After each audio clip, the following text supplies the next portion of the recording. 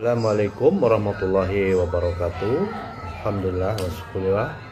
Shalawat ala Rasulillah Muhammad sallallahu alaihi wasallam. Hari ini adalah berita viralnya adalah terpilihnya Kiai Haji Yahya Khalil Stakuf ya menjadi Ketua Umum PBNU. Ya, berbeda dengan analisis yang lain ya, sebelumnya kita ucapkan selamat kepada Kiai Yahya. Hari ini kita akan menganalisa ya, prospek NU dan ya, pemenangan Capres 2024. Ya, kenapa itu menarik? Ya karena kemarin NU yang berperan besar memenangkan Jokowi. Ya, masih ingat ya kejadiannya? Isunya kan Prabowo minta Kiai Haji Abdus Somad untuk menjadi Wapres.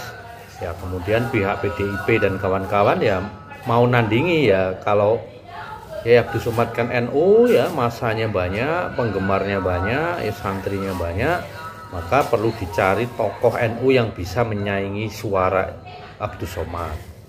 Ya, awalnya kan ribut-ribut kan di PBNU, awalnya Mahfud MD ya. Lalu Kiai Said bilang Mahfud MD itu bukan kader NU.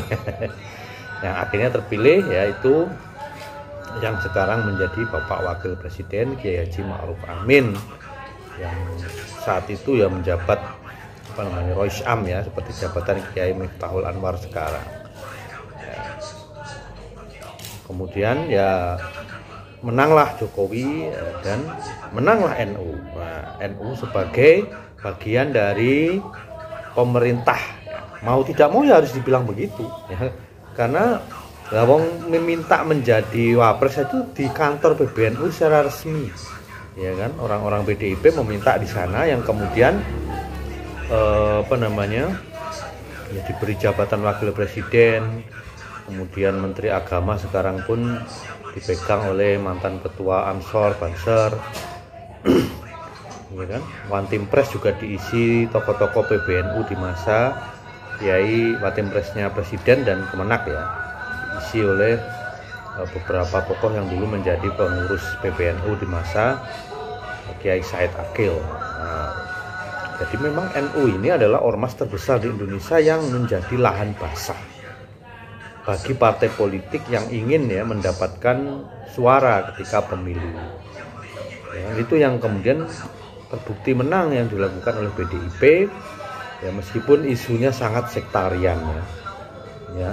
Isunya kan masih ingat ada kumpul-kumpul ketua PWNU Jatim ceramah di depan, ada Wapres, ada tim kampanyenya Jokowi, dan ada videonya itu ya, kalau menang ini nanti Wahabi akan merajalela, kalau menang ini nggak bisa tahlilan dan seterusnya. Jadi isu-isu sektarian, isu-isu yang tidak layak sebenarnya itu kemudian dimunculkan demi mendapatkan suara Nahdliyin ya kan. Dan memang terbukti itu berhasil. Sentimen tradisional itu ya isu Wahabi, isu tahlilan ya kan. Kemudian diselipkan juga isu nanti NKRI Pancasila diubah dan seterusnya, itu yang kemudian sukses ya mendapatkan suara sebagian besar Nahdliyin. Yang menarik ya Kiai Yahya ini, saya lihat videonya ya di vivanews.co.id. Beliau menyatakan ya sebelum terpilih ini videonya, bahwa seharusnya ya ketua dan struktur ya PBNU itu tidak menjadi penguasa. Ini normal karena NU itu setelah masa Gus Dur kan kembali ke Khitoh 26 ya, 1926, yang mereka menjadi ormas yang tidak berpolitik, netral dalam politik ya.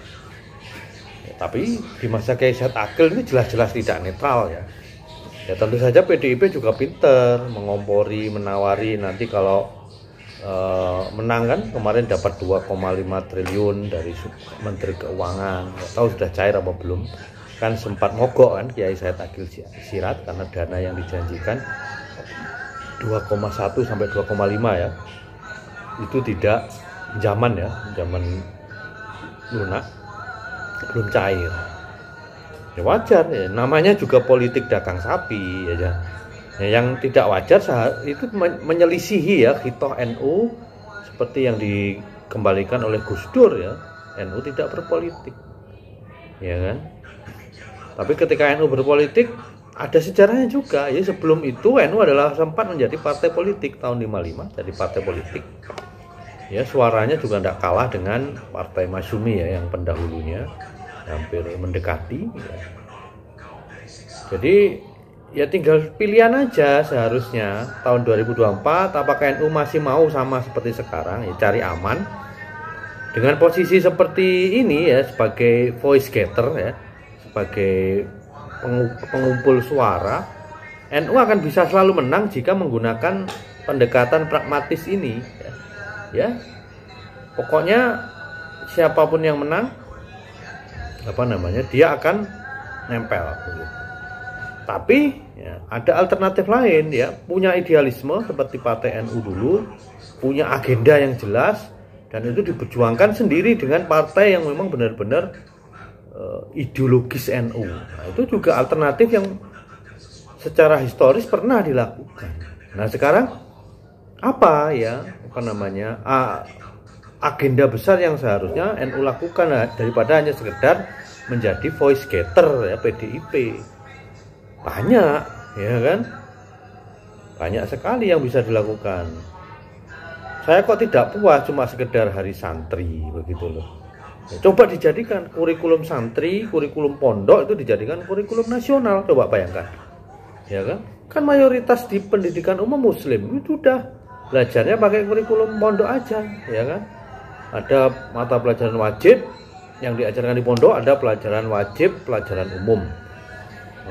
Itu lebih mengena, itu lebih memperbaiki Indonesia ya kan, di tengah banyaknya ya predator seks ya di dunia pendidikan. Akhlak anak-anak muda kita juga mulai merosot begitu ya kan. Itu harapan kita, jangan sampai nanti 2024 hanya jadi voice getter ya, hanya jadi pendulang suara dengan politik dagang sapi, diberi jabatan wapres, menteri yang ya ini banyak kritikan ya, wapresnya dari NU ini tidak banyak bekerja, banyak diem, tidak diberi peran yang signifikan ya. Seperti Yusuf Kala kemarin kan memang dia diberi peran ekonomi ya kan, mengurusi proyek-proyek ekonomi.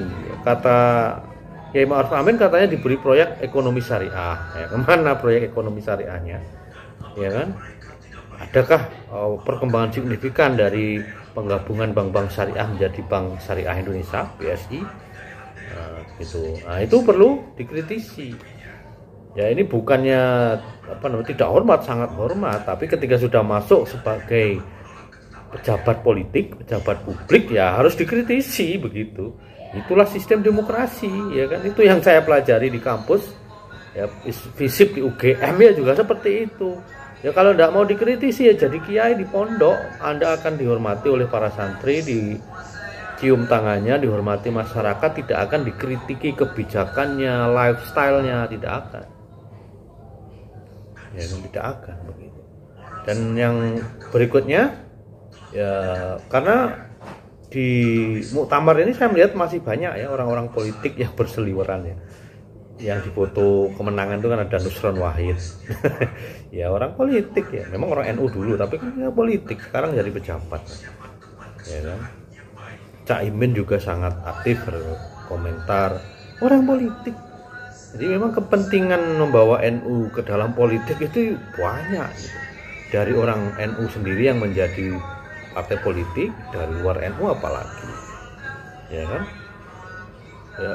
Di era sekarang kalau menurut pendapat pribadi kami ya, dibandingkan hanya menjadi voice getter ya sudah, susun ideologi NU, perjuangkan ya kan, ekonominya seperti apa yang akan diperjuangkan ya kan, sistem politiknya seperti apa yang diperjuangkan, itu lebih nyata begitu loh ya. Anda ingin seperti apa Indonesia ya, Indonesia negara yang menuju santri ya misalnya begitu. Indonesia berarti Taliban, Indonesia santri, olip, ya kan?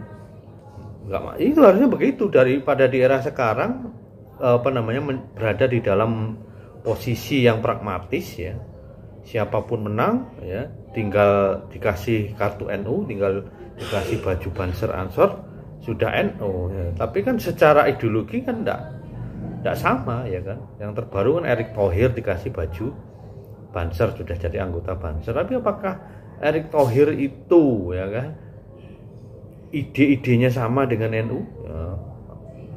Pemahamannya terhadap kapitalisme gimana, terhadap penjajahan gaya baru Barat bagaimana? Nah, itu isu-isu yang perlu dibahas ya kan. Ya ala kulihal ya, ini adalah masukan saja ya, silahkan nanti seperti apa tahun 2024. Yang jelas posisi saya adalah memperjuangkan Islam ya, tidak memperjuangkan organisasi. Wallahu a'lam bishawab. Wassalamualaikum warahmatullahi wabarakatuh.